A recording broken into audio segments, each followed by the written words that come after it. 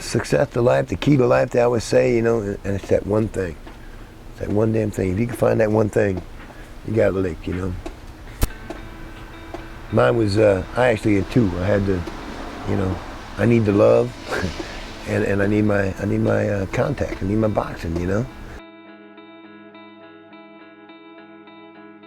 My little record, 3 fights in 1 week, Tuesday, Thursday, and Saturday. And they suspended me for 90 days because they said the blows I received during those fights. And said I went after the referee. I didn't actually go after him. I just wanted him to talk to me, stop the fight. Even though he was ahead on all scorecards. The fight has been stopped, Trapasso disqualified. Now that happened to me 9 times. It might have been justified a couple times, but I'm not fancy, I'm not pretty, you know, but I fight. My problem was I was maybe too confident, you know, maybe too, you know. But when in doubt, I always took it back to the street. There's things you can do with your shoulders and your legs in there, and I did everything I could, you know. When Mike Tyson bit Evander Holyfield's ear off, I know what he was doing. I felt him, you know. Hey, he's gonna win this fight. He's gonna do whatever it takes to win. Now, there was a couple of headbutts I used. There was some hitting on the brake they tried to use on me. Look, I don't know. I got some film on it. You watch it. You know, was I so wrong? What did I do wrong? He was holding me. He headbutted me. I get what I get, you know. One of the first lessons I learned, if you get a low blow, you go out there and give him a low blow. Street fight, shoot, you know. You pick up a board. You know, I've had a guy come at me with a stick, and I grabbed 3 rocks. And he's got this stick, and I'm coming at him throwing these rocks. He didn't have a chance with that stick, you know. I got a foot away and hit him with that rock in the chest, took that stick and beat the hell out of him. So I got jumped by 3 guys on Gratiot one time, and going through a parking lot, they're coming after me, and one guy grabbed me, I hit him, and I grabbed the windshield wiper off the car and pulled it right off. A windshield wiper, I knocked the shit out of these guys with a windshield wiper. Just whap, whap, whap. Anything's a weapon, you know what I mean? You gotta live it. I mean, it's hard to turn it off, you know? And bitterness and hatred kept me alive for too many years. Fight, fight, fight, you know? And I wasted a lot of time like that. I was real emotional. You can't be too emotional. That was my downfall. 9 disqualifications, you know? And it was just because I lost my head a couple times, you know? The crowd loved it. Promoters give me a couple $100 and, you know, hey, can you come back and break another table next month? And I fought everybody. She was my wife, and was my first real love. We couldn't go places. I mean, you know, she would say, "Man, we can't even go to the freaking restaurant, you know, without you, you know." And like I said, I lived it, you know. So my head wasn't on right, you know.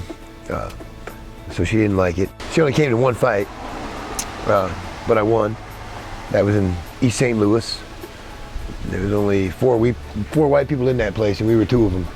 And they treated us great. Showed us so much respect, man. They took care of her when I was in the ring. I ended up winning. I looked good. But, you know, me and my antics, you know, I said some stupid stuff to the crowd and pulled my shorts down a little bit, and, you know, they said, you better get your money and go. You know, I never had any, didn't have a crowd, you know, never, they basically hated me where I went, you know. But, you know, I'd hit the guy and he'd fall down or something, and I'd want to jump right on top of him, you know, and boo, boo. I just couldn't get on my head, you know, it's too much in the street, you know. Crowd yelling. Like I said, I had 3 ladies look like my grandmother. And, you know, I get in the ring, and the bell rings, and they're, "Hey, son of a bitch, kick that son of a bitch." Man, they were nuts, you know. And it just gets you going, but then I got serious, and then I strung together some fights, and I was doing real good. But like I said, you know, I didn't have my head together. But I mean, we'd get out at the Total gas station and somebody would say something. And of course, me with my big mouth, I never, you know, backed away.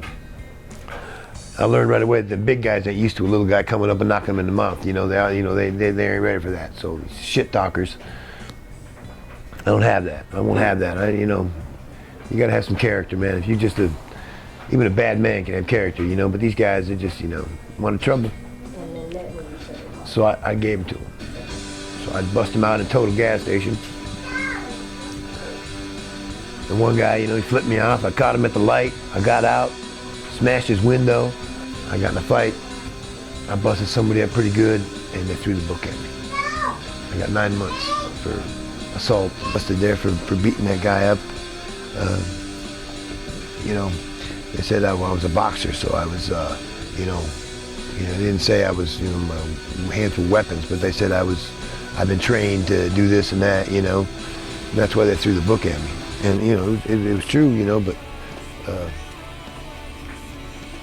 yeah, so that's where it hurt me, you know, because I lost 9 months of my, that's when I was doing good, man. I had 3 or 4 wins.